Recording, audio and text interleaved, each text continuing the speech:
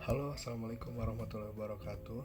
Perkenalkan, nama saya Heraldo Dava dan saya berasal dari jurusan S1 MBTI Fakultas Ekonomi dan Bisnis. Nah, jadi di sini saya akan menjelaskan beberapa rangkaian acara selama Islah ya tahun 2023, dimulai dari Small Class 1, Small Class 2, Big Class 1 dan Big Class 2. Oke, yang pertama di Small Class 1. Di Small Class 1 itu yang saya ingat ya, ada pembagian kelompok per fakultas, dan saya kebetulan kan dari Fakultas Ekonomi dan Bisnis, jadi sekelompok dengan satu fakultas itu, Fakultas Ekonomi dan Bisnis. Dan agendanya itu pada saat itu berkumpul bersama dan dibimbing, ada dua cutting juga. Dan pastinya di awal agenda itu dimulai dengan tilawah, dan kebetulan saya ditunjuk untuk membaca tilawah. Dan setelah tilawah kita lanjut sharing-sharing atau diskusi mengenai materi-materi Islam.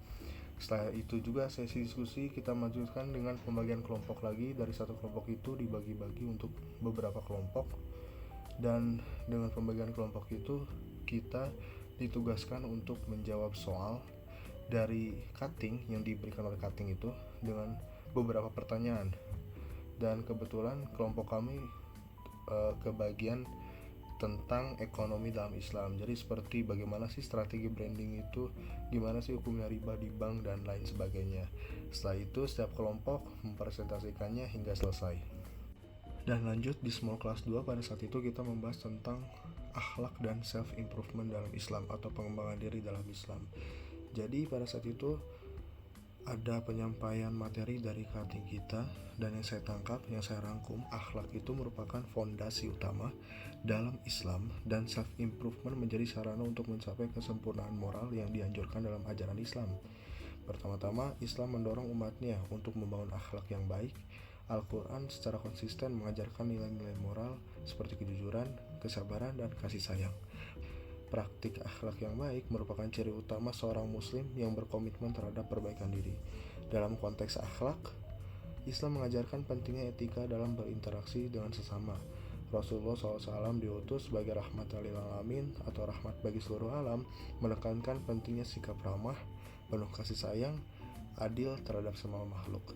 Oleh karena itu, pemahaman dan implementasi nilai-nilai akhlak ini menjadi bagian integral dari pengembangan kualitas diri dalam Islam. Yang kedua, self-improvement dalam Islam melibatkan usaha pribadi untuk meningkatkan pengetahuan, keterampilan, dan karakter. Islam juga mengajarkan konsep tazkiyah, yang berarti membersihkan diri dari penyimpangan dan mengembangkan kualitas diri yang lebih baik. Pendidikan dan peningkatan kemampuan menjadi jalan untuk mendekatkan diri kepada kesempurnaan. Rasulullah SAW juga menyatakan bahwa orang mukmin yang kuat lebih disukai oleh Allah daripada orang mukmin yang lemah, meskipun keduanya memiliki kebaikan. Oleh karena itu, Islam mendorong umatnya untuk terus belajar, mengembangkan keterampilan, dan berkontribusi secara positif dalam masyarakat. Pendidikan tidak hanya terbatas pada aspek akademis, tetapi juga mencakup pembelajaran sepanjang hayat. Improvement dalam Islam juga mencakup aspek spiritual dan mendekatkan diri kepada Allah Subhanahu wa taala melalui ibadah, zikir, dan seseorang dapat mencapai kedamaian batin dan kesempurnaan spiritual. Pemahaman yang lebih dalam tentang diri dan tujuan hidup membantu individu mengatasi tantangan dan tumbuh sebagai pribadi yang lebih baik. Secara keseluruhan, pengembangan kualitas diri atau self-improvement dalam Islam melibatkan integrasi antara akhlak yang baik dan upaya personal untuk meningkatkan diri dengan mengikuti ajaran Islam dan mengimplementasikan nilai-nilai moral dalam kehidupan sehari-hari, serta dengan terus-menerus berusaha meningkatkan diri melalui pendidikan dan pertumbuhan spiritual. Seorang muslim dapat mencapai tingkat kesempurnaan yang dianjurkan dalam ajaran Islam. Dan untuk rangkaian acara selanjutnya ada Big Class pertama atau Big Class 1, dan itu mengusung tema tentang leadership yang disampaikan oleh Kak Muhammad Adnan Fatron, yang dimana beliau adalah seorang founder dan CEO dari Mudif Consulting. Dari tema yang diusung tentang leadership tersebut, saya menangkap bahwa kepemimpinan atau leadership itu memiliki landasan yang kuat dalam ajaran agama, khususnya ajaran agama Islam. Seorang pemimpin muslim diharapkan untuk mengemban tanggung jawabnya dengan adil, bijaksana, dan memperhatikan kesejahteraan umat. Konsep kepemimpinan dalam Islam mencakup aspek moral, etika, dan keadilan. Keadilan. Yang pertama, dalam Islam, keadilan adalah prinsip utama kepemimpinan. Pemimpin diharapkan untuk memutuskan dan bertindak secara adil tanpa memihak kepada satu pihak. Firman Allah dalam Al-Quran menekankan pentingnya keadilan dan kesetaraan di antara umat manusia. Kepemimpinan sebagai amanah dalam Islam dianggap sebagai yang harus dijaga dengan baik, amanah yang harus dijaga dengan baik. Seorang pemimpin disertai tanggung jawab oleh Allah dan akan dimintai pertanggungjawaban di akhirat atas bagaimana dia memimpin umatnya. Yang kedua, adalah kepemimpinan berbasis kebaikan. Seorang pemimpin muslim diharapkan untuk menunjukkan sikap baik dan kasih sayang terhadap umatnya.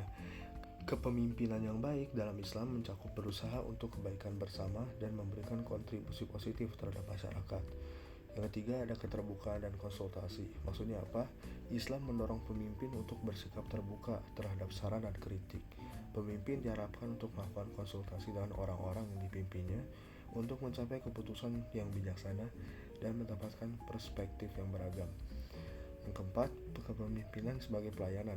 Seorang pemimpin dalam Islam dianggap sebagai pelayan bagi umatnya. Pemimpin tidak hanya memimpin, tetapi juga memberikan pelayanan, mendengarkan kebutuhan umat, dan berusaha memenuhinya sesuai dengan ajaran agama.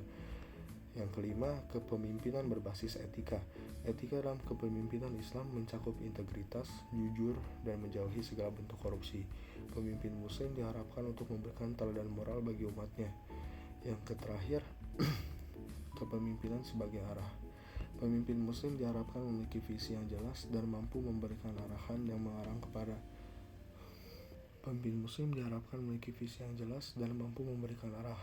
mengarah kepada kebaikan dan kesejahteraan umat. Dengan menggabungkan prinsip-prinsip ini, kepemimpinan dalam Islam bertujuan untuk menciptakan masyarakat yang adil, harmonis, dan berdaya.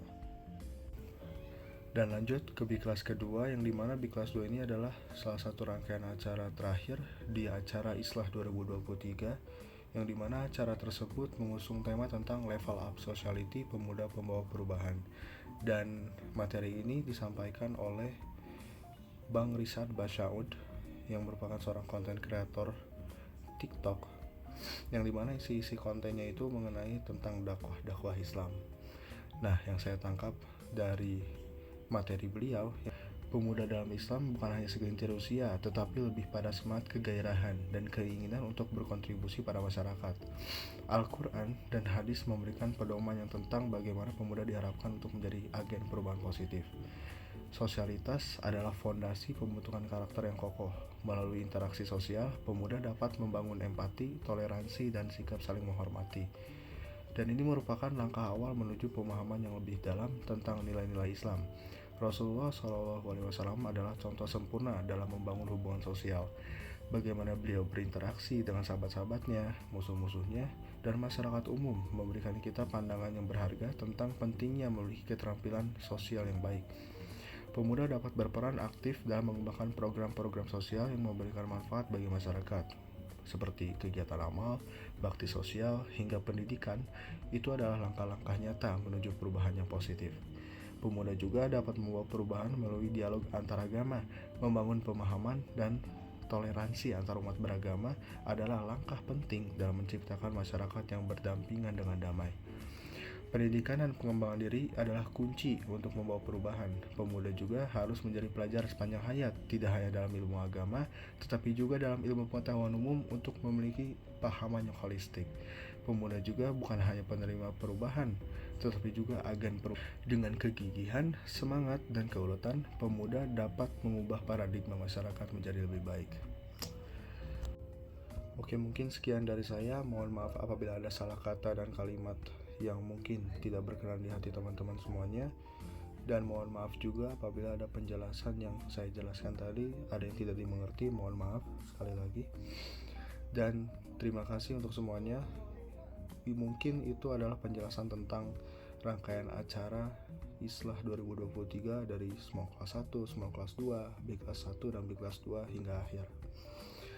Sekali lagi mohon maaf dan terima kasih. Saya Dava, terima kasih. Wassalamualaikum warahmatullahi wabarakatuh. Terima kasih.